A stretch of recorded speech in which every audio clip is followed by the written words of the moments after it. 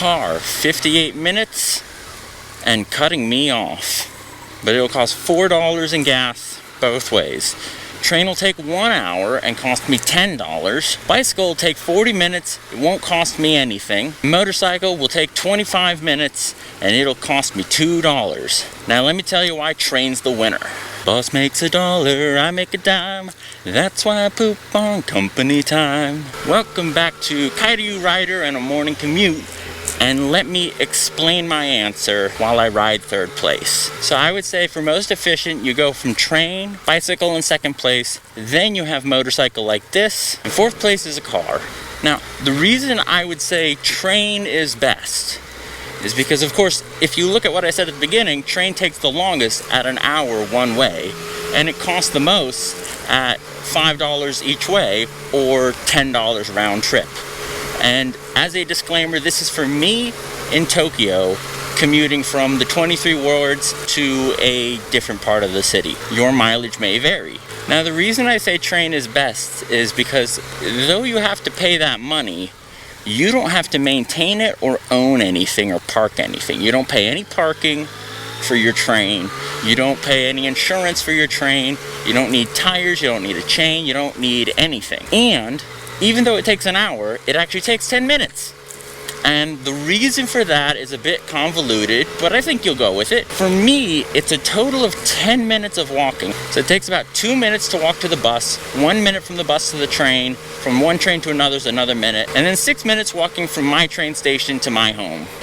What do you do with the other 50 minutes in your commute?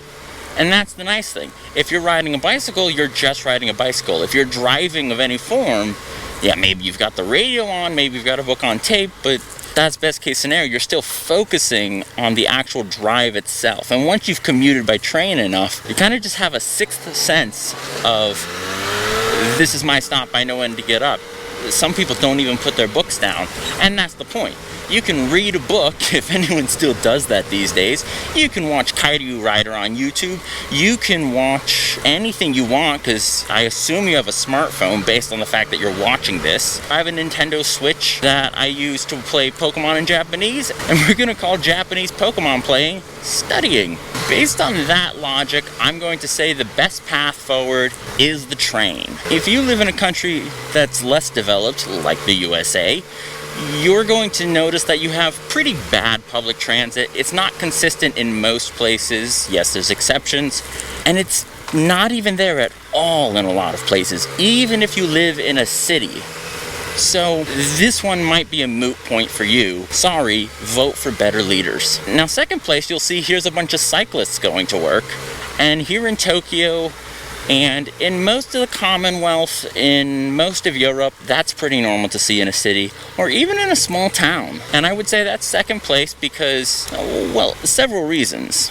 Now, again, a little disclosure, I have a relatively nice bicycle, so I'm not taking my time, I'm not strolling along gently. My speed on my ride is going to be between 20 and 40 kilometers an hour average, but it does make it the second fastest path to work for me. After that, it again saves time because yes, it takes 40 minutes. Sometimes I can do it in 20 if I'm lucky with the lights and traffic, because here's bicycle paths in Japan, they're right in the road.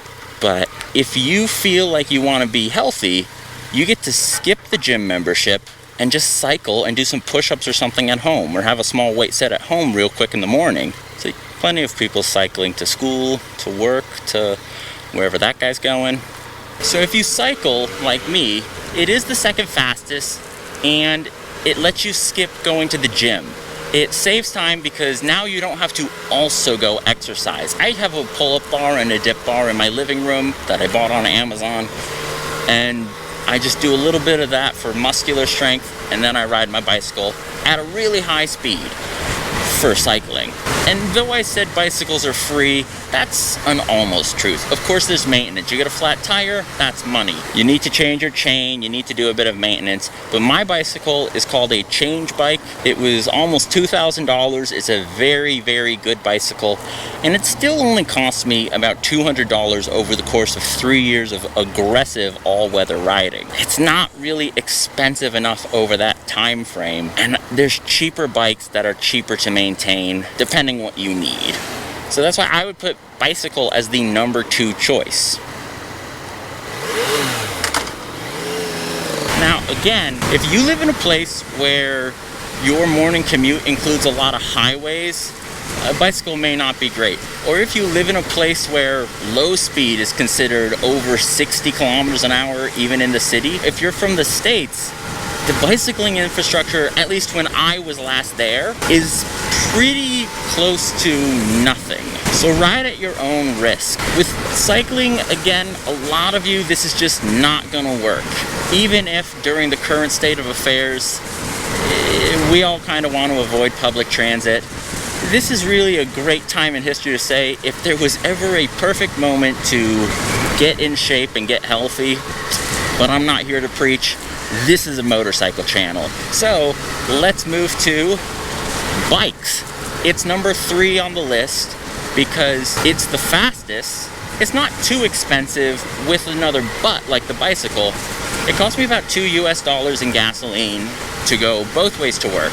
Gas right now in Tokyo is getting close to $1.65 US per liter, and I'm getting about 22 kilometers per liter, and I get to lane filter.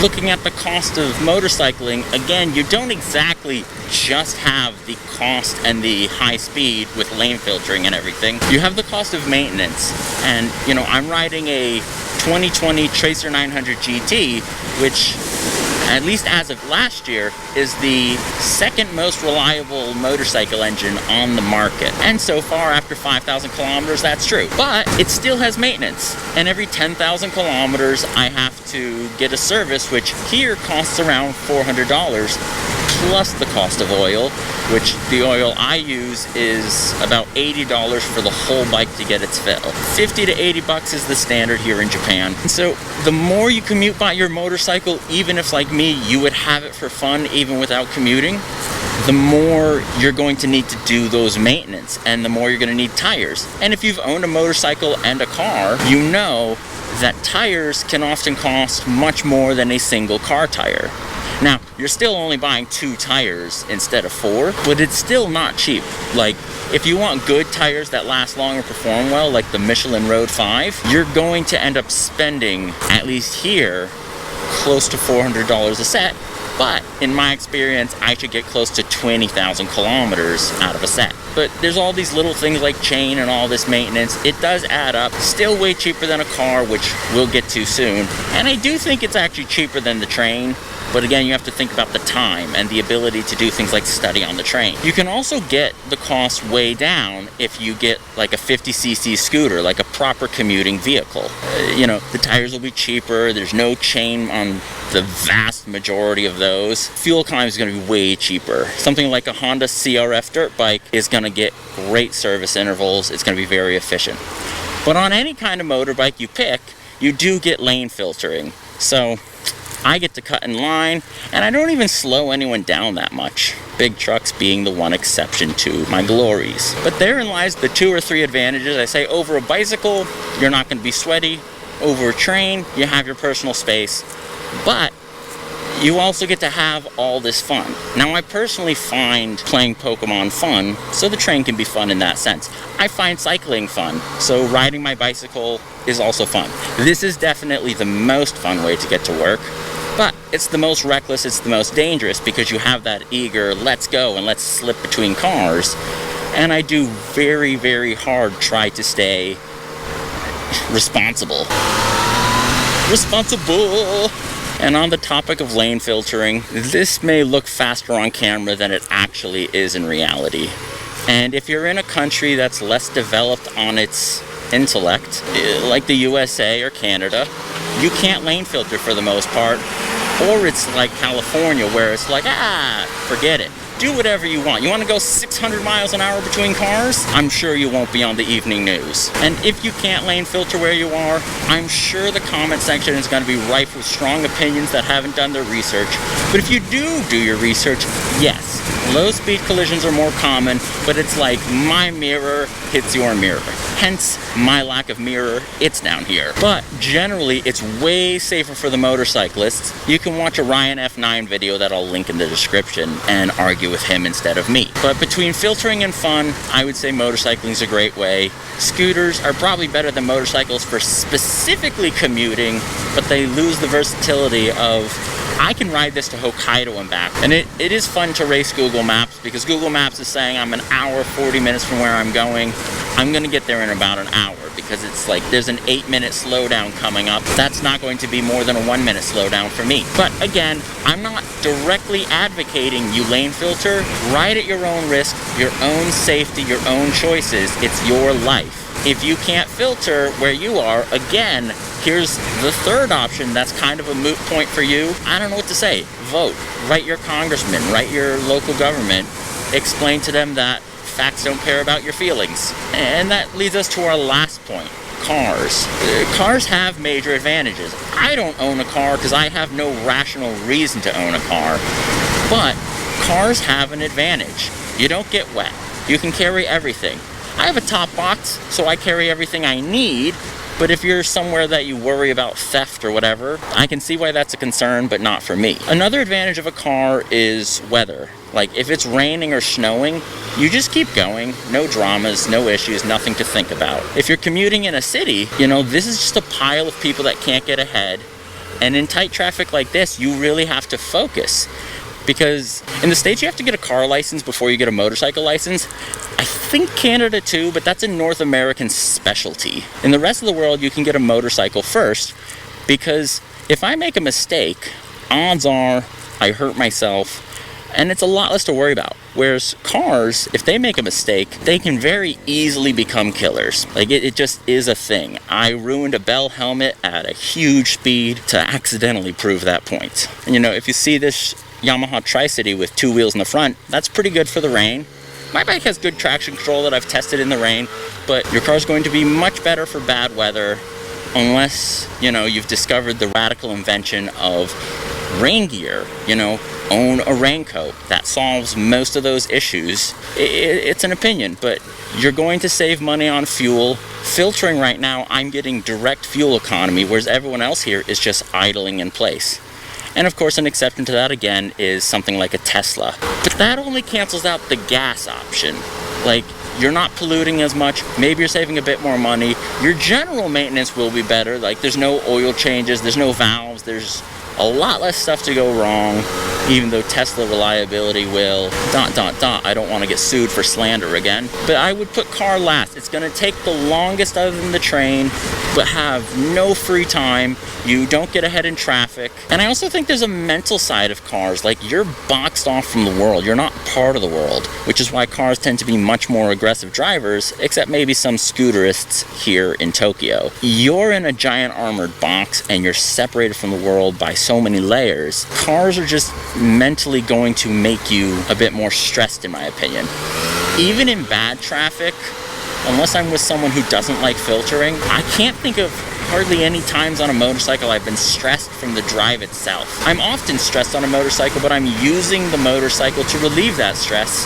So by the end, it goes back to that saying, you never see a motorcycle parked in front of a psychiatrist's office, unless the psychiatrist drove it. Of course, I'm preaching to the choir, because I assume the vast majority of you watching this are fans of my channel.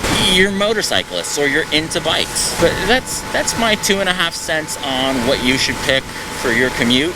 But it's your commute. Most of my viewers are North Americans, so you're most likely picking cars, ignoring the bias that this channel's viewership will have, so most of you are on a bike.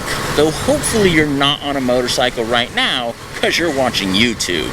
Till next time, thanks for hearing my unbridled opinions. This has been Commute Rider. All you do is work, work, work, work, work. You gotta go to work, work, work, work, work.